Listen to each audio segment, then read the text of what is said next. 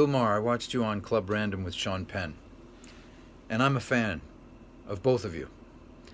And that's not a fanboy comment. I'm like you, okay? I'm informed. I look into things, and I'm a thinker and a meditator, and I follow all the right people.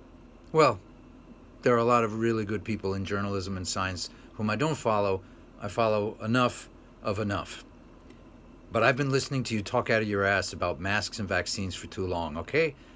And I couldn't even finish listening to Club Random and enjoy my evening because of the bullshit coming out of your mouth. Now I'm going to set you straight on some things, and you can go check out what I'm saying, and you'll find out you've been wrong, and you're going to have to do a segment on your show where you correct yourself, or you're going to feel like an ass. Number one, masks do work, okay? Your bullshit line that has been parroted by the worst of them, that the aerosolized particles are too small for the perforations in the mask, is bullshit against the way we're supposed to use masks. And part of the problem is our government did not educate people, and so people went and did their own research. This is how you're supposed to do it, okay? Shut this off now at your peril. You wear several masks so that you increase the proportional effectiveness of a mask, which generally offers you about 30% protection, which of course is not enough, but that's the way people listen these days. Not enough.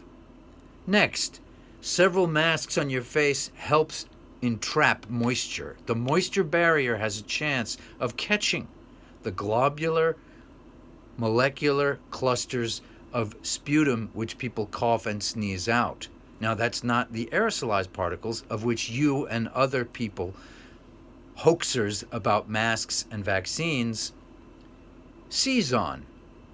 Okay? Straining at gnats and swallowing elephants and missing the point. The moisture barrier helps in the cases even of aerosolized particles, because now it's 3 times harder for the aerosolized particles to thread the needle 3 times through 3 masks, through perforations which are not lined up. They do work. They're not perfect. How do I know they work? If you take the time to look up fluid dynamics videos and specially arranged photographic experiments that are all over YouTube, only the really interested and humble people have found, you will see in the diagrammatic photography that they show against black screens and contrasted imagery, the gas coming out of people's mouths, and we live immersed and ensconced in a gas, is vastly reduced by several masks. And when the masks are withdrawn, we are amidst one another's vapor clouds, okay? Now, it's also a matter of being humble, because it just makes sense. What do you do when you sneeze? You throw up your hands. Do you really think your hands are going to catch anything? Or everything? No, but they catch something, right? It's a natural reaction because it's common sense, okay? So masks do work. Okay? Not everything we exhale is a molecular globular cluster like a water vapor particle that is a conglomeration of other water vapor particles, like when you sneeze out snot or something like that, right? And that's what you're worried about, okay? But likewise, it is statistically difficult for a low output of a viral sample to actually thread the needle several times through unaligned perforations in masks. So they do work, okay? And that's why people wear them. That's why scientists wear them and doctors wear them. And it's a completely asinine thing to say, I'm not a scientist, I'm not a doctor, masks are for scientists and doctors, okay? You sound just like the people who, well, you sound like yourself when you talk about why you use a private jet, okay? And I've taught myself quite a bit about aviation from simulators, but I don't want to learn how to fly on an avgas airplane. Do your homework. Now, herd immunity. I'll be done in a minute now, and you can go back to bullshitting. And remember, I'm a guy who likes you, and I repost your videos everywhere. And if you take a look at some of your feed on Twitter or Facebook, you'll see that I do a lot of good for you, okay? But the buck stops here and the bullshit stops here. Okay? Now, and I'll tell you something else.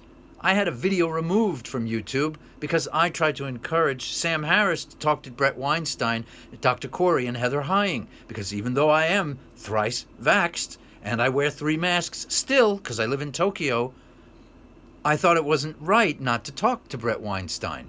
Okay? Which probably is something that you would support. Okay. Herd immunity. Herd immunity is better. You're right.